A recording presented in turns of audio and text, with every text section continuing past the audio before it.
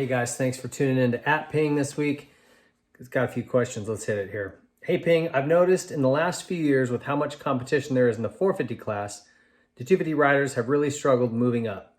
Do you think it's time to run the 250s for a full Supercross season where there is more than just 2 to 3 guys fighting for a regional championship, so they are better prepared for more competition? Because right now it seems 1 through 14 in the 450 class all have 250 championships, and the rookies struggle a lot more going into the premier class opposed to motocross where they're already used to having more competition. Thanks, Mitch.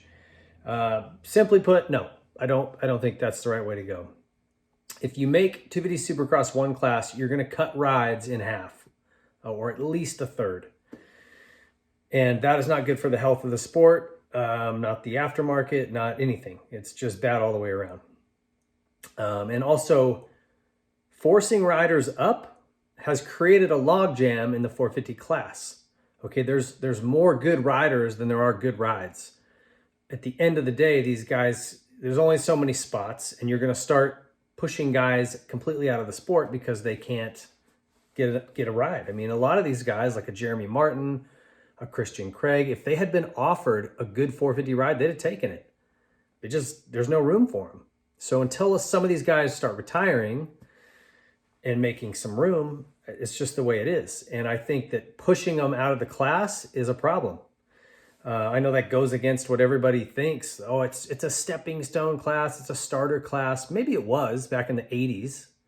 It's just not that way anymore. If a 250 rider is winning, he's getting as much TV time, as much time on the podium in front of those fans as the 450 guys.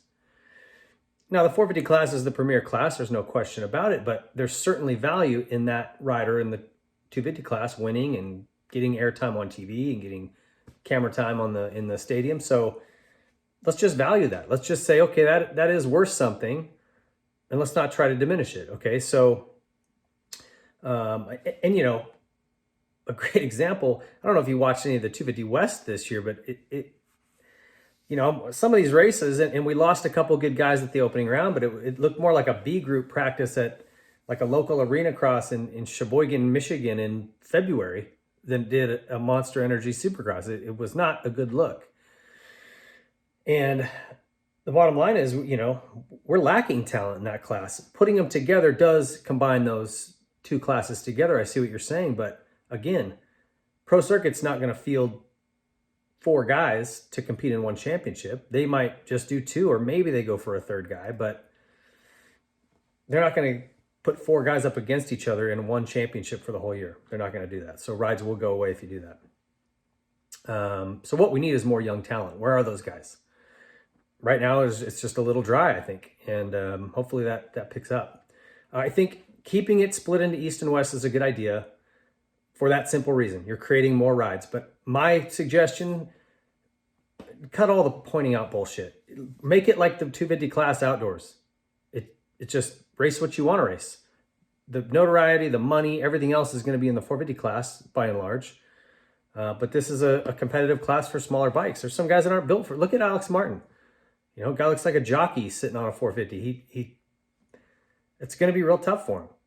But he can drop down to the 250 class and be doing great. So to me, I think we're shooting ourselves in the foot with all the point out stuff. It's constantly changing, you know, and people can skirt the rules, and just get rid of it. Just keep it simple. That's my point there. So take it or leave it. Thanks, Mitch. Second question, Ping. We all saw Chase Sexton struggle to hold himself up after his crash, then wobble around once he did get to his feet. He couldn't even get his legs swung over the bike when he tried to remount. How in the world is he being allowed to race this weekend? Dude needs to think more long-term than this. Concerned in Colorado. Yeah, it was a little ugly for me. But I have to trust those guys that were there. I wasn't there to assess him. I got to assume that those guys did a good job. I will say this. When a rider jumps up after a big crash, think McAdoo, one of his multiple big ones last year, the one where he flips over the bike comes to mind. He jumped up from that. And as a medic, all you can do is assess what you're seeing and the response you're getting. So is he confused? Does he know where he's at? Does he know what day it is? Does he know, current events? Does he remember what just happened? If he's answering all your questions appropriately, and his eyes can follow you, and they don't, he doesn't have a pupil bigger than the other or something obvious. What else can you do? You have no choice. You have no basis to tell him he can't race. Well, you had a big crash. We think you should sit out. Well, I don't care what you think. Like, if he's answering all your questions appropriately and he's, you can't tell him he can't race without giving him a reason. So I know a lot of people were a little upset at that one last year, but in this case, you have, and I don't know what he was saying. Again, I wasn't there, but just watching him, just the optics of it, he's stumbling around. He couldn't even hold, you're right, he couldn't hold his weight up. He was trying to push himself up, and he was falling down, and then he stood up and he's wobbling around. I mean, he looked like he ate a carton full of edibles and washed it down with a bottle of Jameson. He was a wreck. So he says he's following protocols for concussion, and he saw a neurologist and is feeling great and everything. He'll be back this weekend. We have to trust him. I don't know. He's the only one that really knows. Is he getting headaches? Is he having any blurred vision? Does his balance feel off? Does he feel a little sluggish? Is he having mood swings? Those are all things that he's the only one that can answer honestly. And, I don't think it's the medic's place to jump in and make a decision, or a doctor, whoever's running it, to make that decision in this circumstance. If he can pass his impact test, they have to let him go. However, I would hope he's got some people in his corner thinking a little more long-term, to your point. He's out of this championship. He's never going to win it. So, man, take one extra weekend off. If he's feeling any of these effects. If he's not, and he genuinely feels 100%, more power to him. I'm glad he's not hurt. I'm glad he's not hurt worse if that's the case. But I will just say the brain is not something you want to take chances with. Just about every other part of your body we can replace, we can fix, we can screw it together, and it'll heal. The brain it's a weird thing, man. And the best doctors in the world still know less about the brain than they'd like. It's just a very complex deal. So I wish him the best. I hope that he makes some good decisions, and hopefully he doesn't have another big crash and make things worse. So thank you. Appreciate the letter. Last one says, Ping, I'm a big fan of the Whiskey Throttle Show, and I just finished the Jeff Matiasevich episode. It's gold. I was listening in my earbuds while at the gym, and I made a complete ass out of myself several times from laughing so hard.